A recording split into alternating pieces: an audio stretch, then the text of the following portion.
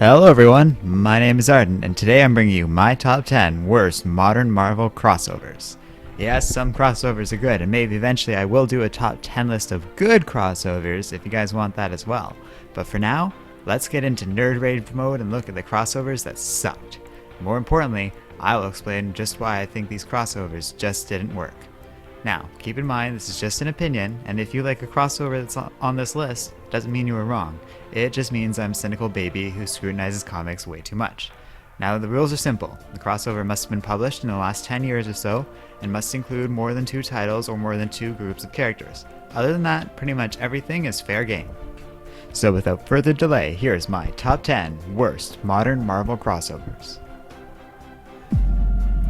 Number 10. Original Sin.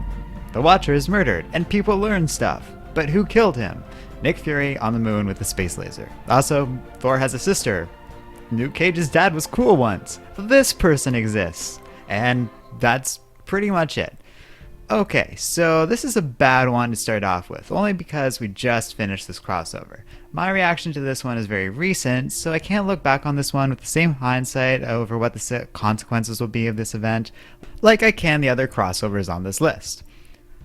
To Original Sin's credit, there is a lot working here. It will have an effect on things to come, and I enjoyed the art by and large. And somewhere underneath all the wasted time and drawn out plot threads, there is a really good story here. But that's the problem. There are over 50 Original Sin comics in total. That's a lot, and too little of it was of any value or worth reading. Most of these stories had no substance to them whatsoever. Here are the secrets revealed to Iron Man and the Hulk. You dick, you tampered with the gamma bomb that made me turn into the Hulk. No, I actually reduced the explosion radius. Oh, well, now I can turn into the Hulk and retain my intellect. Oh. And that's it. 4 issues of nothing for $20. This was supposed to be a crossover unlike any other, a murder mystery. I was so excited to see something even just a little different from the usual crossover shtick. And this feeling of disappointment is the reason that Original Sin is number 10 on my list. Number 9. Avengers vs. X-Men. On an alien planet, the sky is engulfed in a bright light. Boy asks for his father, who comforts him as the Phoenix destroys the alien world.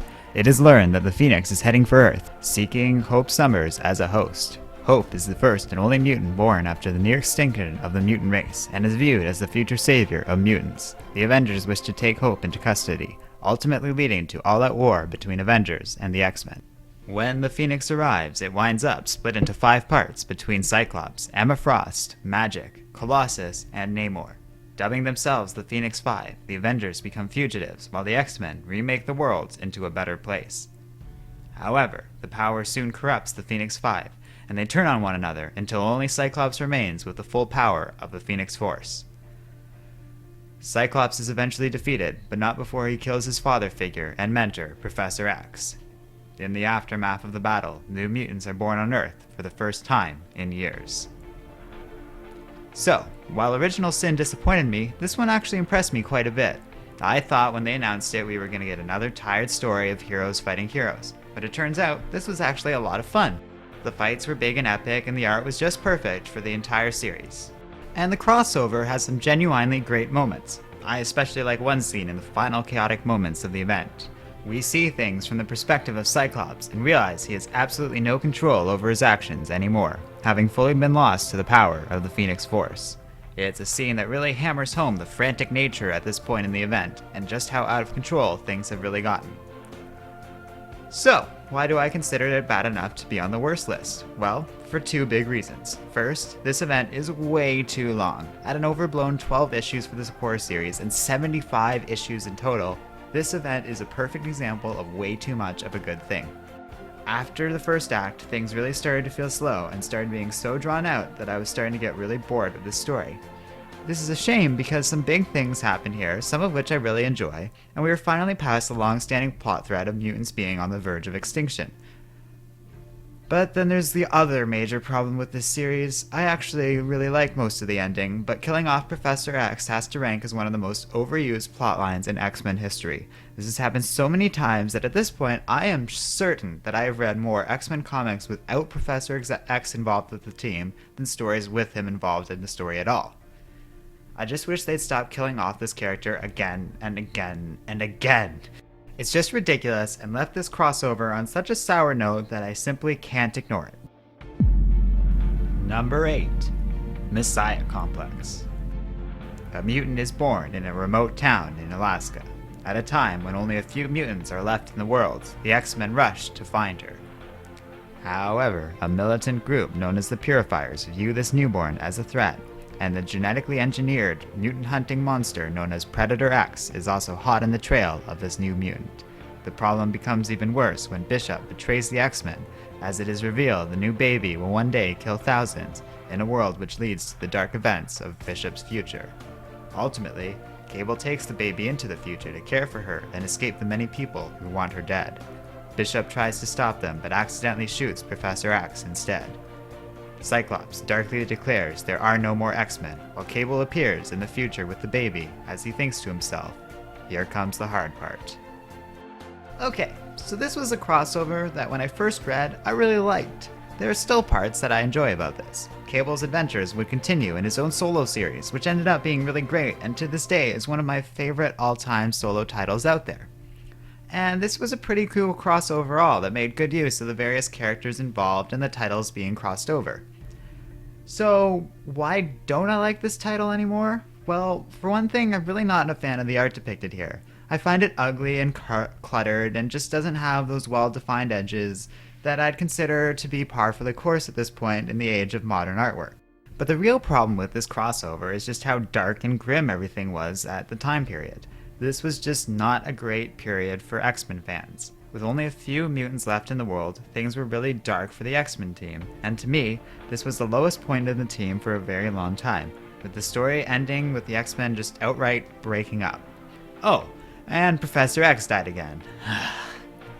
Looking back on things, I just can't get past this story's overly dark tones and reliance on overused plot lines. Number 7. Battle of the Atom. Alright, this one's tough. Time travel, time travel, time travel. Time travel? No time travel. There, that's the crossover as I remember it at least. So this one I found disappointing. It was already a bit questionable to bring back the original X-Men to the present time period, but that actually worked out quite nicely, and I still enjoy all new X-Men to this day. The crossover, on the other hand, really didn't work for me. It wound up being confusing and ultimately a rather pointless story that introduced some cool future versions of the teams of Brotherhood and the X-Men, but nothing really comes of it. Now, we would see the future Brotherhood again in the all-new X-Men story, but in my opinion, that just made things worse, and now I'm just sick of the whole time travel thing as a plot device in X-Men comics, and I'd rather we just forget about it for a little while and move on to better stories. Number 6. Cataclysm. Okay, don't blame yourself if you haven't heard of this one before. In the alternate world of the Ultimate Marvel Universe, Galactus is pulled into this universe and begins to merge with his ultimate counterpart. Hungrier than ever, he seeks to devour the universe's Earth. Ultimate versions of the heroes we know die trying to stop him, until Kitty Pryde is able to push Galactus through a big hole. The end! So, there's not much to say on this one. Oh, sure, it was really cool to have a crossover going up against the big man himself, but that's the problem with Galactus. He's just too powerful to be stopped, and the way he is finally stopped in this story is, well, it's very silly and pointless and just doesn't make any sense to me. Other than that, this was just an excuse to kill off more characters in the Ultimate publication line, which has, by the way, been done way too much already. So, it did have some cool moments, but they were few and far between, and this was just another sign of the continuing downfall of the once great Ultimate Universe. Number 5. House of M. A new version of Marvel exists after the Scarlet Witch's manipulations alter reality to create a world where mutants are not only accepted, but reign supreme over humans. However, as heroes begin to get their memory back, Magneto is confronted and Scarlet Witch's actions are soon revealed. Traumatized over losing her children, Scarlet Witch declares, "No more mutants." Well, this isn't the worst crossover on the list, but it is getting there. This story by itself isn't very good, basically amounting to a poor man's Age of Apocalypse, and that's it. Nothing memorable happens aside from some stuff with Spider-Man, which was cool, but not really substantial in the long run. And that would only make for a lackluster crossover, not something that I'd consider the very worst, except for one important reason. The ending. Oh boy, this ending. By itself, it wasn't actually that bad of an idea. Basically all but the most popular mutants got depowered, and the mutant race would from here on out basically be on the verge of extinction. It would be a way for Marvel to clear out some of the hundreds of extra mutant characters that had cluttered the world of X-Men at this point, while also maintaining the core characters that had become popular over the many years it's been active. Die-hard fans would get upset about this, but they always kind of are, so it shouldn't have been that big a deal, and meanwhile the stakes for X-Men and the mutant race would be higher than ever before. But this move almost broke the X-Men. I mentioned in Messiah Complex, so I found X-Men comics became overly grim and dark, and this is the reason why. It got to a point that this was so depressing reading these comics that I had to stop for a couple years. And by the way, this went on for 8 long years. 8 years! That's a very long time in the world of comics, and shackled to only using existing characters, you can tell the writers started to get boxed in and the comic series suffered for it. We started to get some controversial stories or other stuff that I just didn't feel was very well thought out at all. Eventually this problem was fixed in Avengers vs. X-Men, and we got some great new mutant characters because of that. But even to this day I find the X-Men comics just can't seem to reach their former levels of glory. Don't get me wrong, things are much better than they used to be for the X-Men, but I still don't think they're back to the levels where Grant Morrison and Joss Whedon were writing for the series and everything was just really cool and awesome and explored some awesome ideas and just felt epic and big. So for so severely damaging the X-Men storyline, House of M ranks as my 5th worst crossover. Number 4. Avengers Disassembled. So the Scarlet Witch is depressed after her children die and decides to use her reality warping powers to manipulate events leading to the breakup of the Avengers through various circumstances. I don't have much to say about this one other than I didn't like it. The crossover kicked off an era of Marvel of dark plot points and dismantling the legacy of the Avengers, the loss of mutants, and a shift towards restructuring Marvel for the modern era. This sort of thing was, in broad strokes, necessary, but it didn't have to be done in the most depressing way possible, or with plotting, confusing plot lines like it was done in Avengers Disassembled and House of M.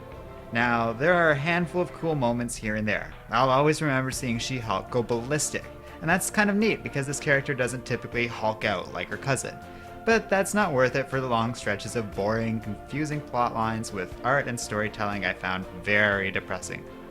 It's best just to pretend this sort of thing never happened and that Marvel didn't attempt to assassinate Scarlet Witch's character in the early 2000s like it did. Number 3. Secret Invasion. The Skrulls invade, and bad things happen. They are stopped, but Wasp dies for a while, and now everyone thinks Norman Osborn has saved the day. And that's pretty much it, really. This is my definition of a bad crossover. I hated most of the art, which I found cluttered and messy. I didn't care for most of the tie-ins, which were just pointless excursions into Skrulls attacking something. Then the heroes come back and stop them. Yay! And that's every crossover and tie-in of this entire event. The crossover itself was just an overall depressing ordeal that makes me just so tired and annoyed. Yeah, it was kind of cool how Norman Osborn took over S.H.I.E.L.D. for a while after this, but that's a story for another video and an entirely different crossover itself. This event otherwise was a tough crossover to get through and one that I found just impossible to enjoy. There's too much of Skrulls overpowering all the heroes, so much so that I felt by the time things started to turn around for Earth in general, the comic had already lost me by the time they were resorting to using quick and easy plot devices to wrap things up, which was just the final nail in the coffin for me. The writers used this event as an easy excuse to kill off some characters while also bringing back some other characters who had been replaced by Skrulls before the invasion. And at the end of the day, this isn't really a comic that's had much lasting impact. I don't remember it fondly, and I don't know anyone else who really thinks of this as their all-time favorite crossover. Not only did I find this a poor, meaningless read, but nothing big or epic happens or anything I'd consider that memorable. and if a comic isn't meaningful or fun, then it just isn't worth reading. Speaking of which, number 2, Age of Ultron. It's the future, and Ultron reigns supreme.